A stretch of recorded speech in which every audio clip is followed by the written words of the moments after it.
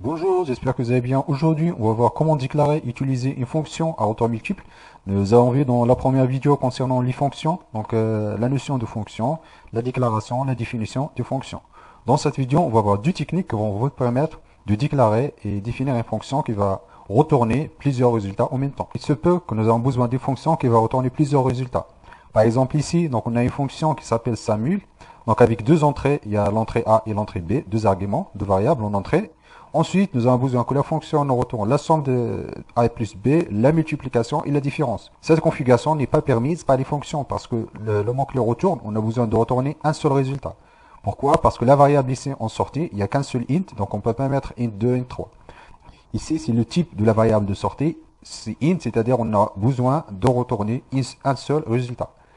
Donc, comment faire pour déclarer des fonctions qui vont vous permettre de retourner plusieurs résultats en même temps? Donc, on va voir deux façons. Donc, la première technique, c'est l'utilisation d'une variable intermédiaire. C'est-à-dire, au lieu de déclarer une fonction avec deux entrées A et B, on va ajouter une troisième variable qui s'appelle type. Ensuite, en fonction de type, donc ici, si type égale à 0, on va retourner la somme. Si type égale à 1, on va retourner la multiplication. Sinon, on va retourner la différence. Donc, on voit ici donc la variable de retour, c'est toujours int. Donc ici, cette configuration elle est possible lorsqu'on va retourner des résultats de même type. Donc, on n'a pas, par exemple, on n'a pas le droit de retourner un résultat de type flottante et un autre résultat de type double et un autre résultat de type int.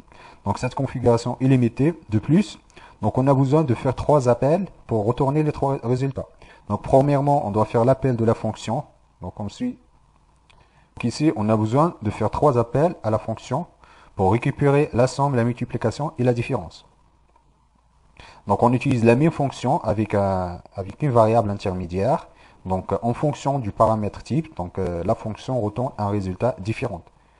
Donc ça, c'est les limitations de l'utilisation d'une variable intermédiaire. Donc maintenant, on va passer à la deuxième technique qui permet d'utiliser les pointeurs. Si vous ne savez pas ce que c'est que les pointeurs, je vous recommande, je vous invite de consulter la vidéo dédiée à l'introduction aux pointeurs. Donc ici, ce qu'on va faire, on va déclarer la même fonction avec deux entrées A et B. Ensuite, ici, on va déclarer tous les résultats. Par exemple, ici, on va déclarer trois résultats. On va utiliser les pointeurs, c'est-à-dire on ne va pas déclarer int sum, on va déclarer int étoile sum. C'est-à-dire cette variable sum et la variable mul et la variable différente, ça peut être en entrée et ça peut être en sortie. Ce sont des variables inout. Donc c'est-à-dire lorsqu'on va faire les modifications à l'intérieur de la fonction, donc même cette variable, si ça se trouve dans les endroits dédiés aux variables d'entrée, lorsqu'on va déclarer les pointeurs, donc on peut agir sur la variable d'entrée. Donc ici, on va mettre étoile somme égale A plus B, étoile mul, donc égale A fois B, étoile def égale A moins B. Dans ce cas-là, donc on va varier le contenu de variable somme. Donc c'est-à-dire ici, on a trois résultats. Donc ici, la sortie va nous retourner la somme, et la multiplication et la différence. On n'a même pas besoin de déclarer le type de retour. Ici, on a vote. Nos sorties, ça se trouve dans les arguments d'entrée. Donc on peut mettre autant qu'on veut ici. Donc ici, il n'y a pas de limite. Vous pouvez mettre le nombre de variables de retour que vous voulez. On va maintenant passer à un exemple d'utilisation du pointeur. Donc on va créer une fonction qui va retourner la valeur maximale et la valeur minimale du variable. Donc voilà, ici on va descendre, on va passer à l'exemple. On va déclarer une variable qui s'appelle maxval, une variable qui s'appelle minval, ça c'est nos résultats. Ensuite, variable instantanée. Donc on va afficher donc un signal analogique instantané, puis on va afficher la valeur maximale et la valeur minimale en même temps. Donc ici on va définir un compteur, donc on va écraser, faire la mise à jour de la valeur max et minimale pour chaque 100 itérations. Pour chaque 100 itérations, on va réinitialiser la valeur max et la valeur min.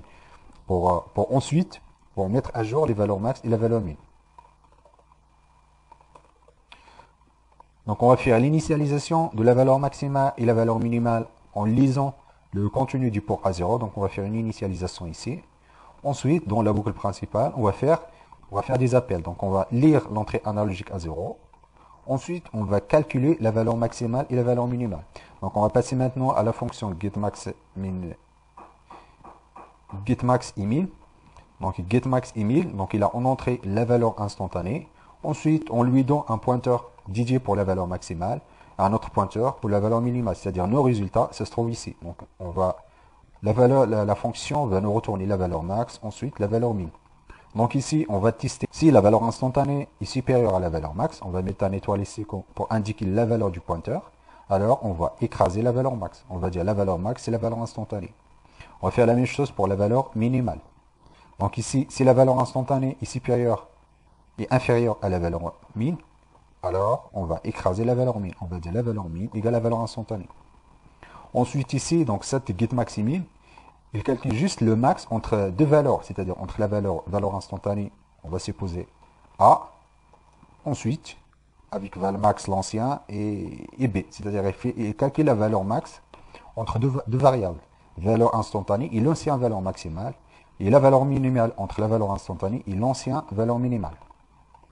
Donc, donc cette fonction ne calcule pas la valeur maximale d'un tableau. C'est juste entre deux valeurs. On va faire appel à notre fonction. On lui donne la valeur instantanée actuelle. Ensuite, on lui donne le pointeur, l'adresse de la valeur max et l'adresse de la valeur min. Donc, le contenu de maxval. Donc, maxval ici, ce sont des variables qui sont normaux. Donc, ici. Donc, ce sont des variables normales. On donne juste l'adresse. Donc l'adresse ici, donc on donne l'adresse de la variable. Pourquoi? Parce qu'on a déclaré le type ici, c'est int étoile. Lorsqu'on déclare une variable ici int étoile, il faut qu'on donne l'adresse. Donc ensuite, lorsqu'on va faire appel à la fonction, donc il va mettre à jour valmax et valmin. Donc il va nous retourner valmax et valmin. Ensuite, on va afficher les valeurs. On va afficher la valeur instantanée, la valeur maximale et la valeur minimale au même temps. Donc ici, on va incrémenter un compteur. Puis on teste. Lorsqu'on arrive à 100, on va initialiser la valeur maximale à 0 et la valeur minimale à 255. Pourquoi pas 0? Parce que si on met 0, 0 c'est une valeur minimale par défaut. Donc il faut mettre une grande valeur. On va mettre 1023 parce qu'on a un convertisseur sur 10 bits. Donc on va mettre une valeur max. Du coup, lorsqu'on va lire l'entrée analogique, il sera forcément inférieur ou égal à 1023. Donc on va compiler notre programme.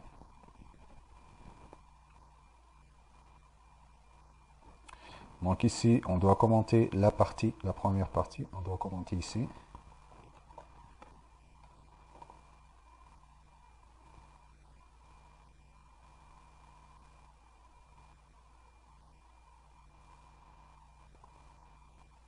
Voilà, puis on va transférer le programme.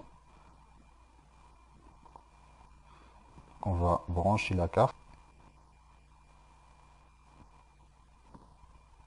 Puis on va définir le type de la carte, donc on va utiliser Arduino Mega.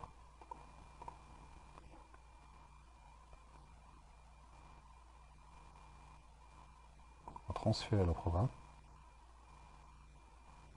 Puis on va aller au traceur série.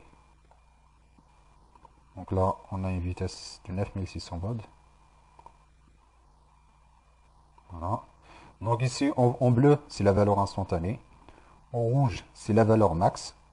En vert, c'est la valeur min. Donc ici, donc on voit, il y a des transitions. Les transitions, c'est les mises à jour. Donc chaque fois qu'on fasse les mises à jour, donc là, il y a une mise à jour de la valeur minimale et la valeur maximale. Donc on peut augmenter la durée de la boucle.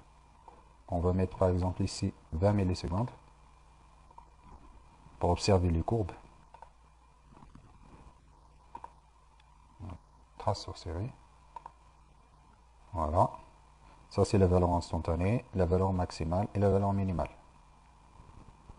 Donc là, on fait la mise à jour pour chaque 100 échantillons. Pourquoi on fait la mise à jour? Parce qu'il se peut que, si par exemple, on a la valeur minimale égale à 0, après un certain moment, il doit y avoir un shift dans notre signal vers le haut, vers le bas, donc la valeur minimale peut changer dans le temps. C'est pour ça qu'il c'est toujours intéressant de faire la mise à jour de la valeur maximale et la valeur minimale. Donc ici, on a un peu exagéré, on a fait la mise à jour chaque 100 échantillons. Après, on peut augmenter la période de mise à jour. Par exemple, on peut mettre 200.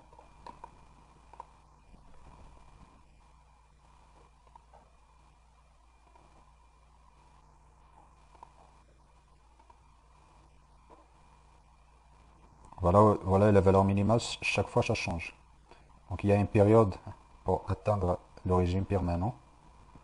Donc ici, entre ça et ça, c'est la période de mise à jour. Voilà. Donc là, ça montre que notre fonction, ça marche parfaitement. Donc dorénavant, vous pouvez déclarer des fonctions multi-retour. Donc ici, il suffit d'utiliser la notion du pointeur. Après, vous mettez votre variable de sortie ici.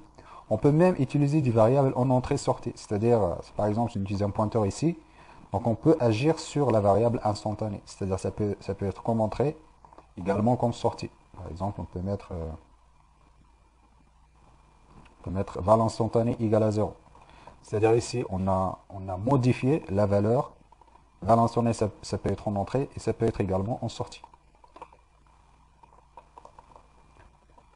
Je mettrai un lien dans la description. Vous pouvez récupérer les fonctions. Si vous avez des questions, des propositions, n'hésitez pas à les mettre en commentaire.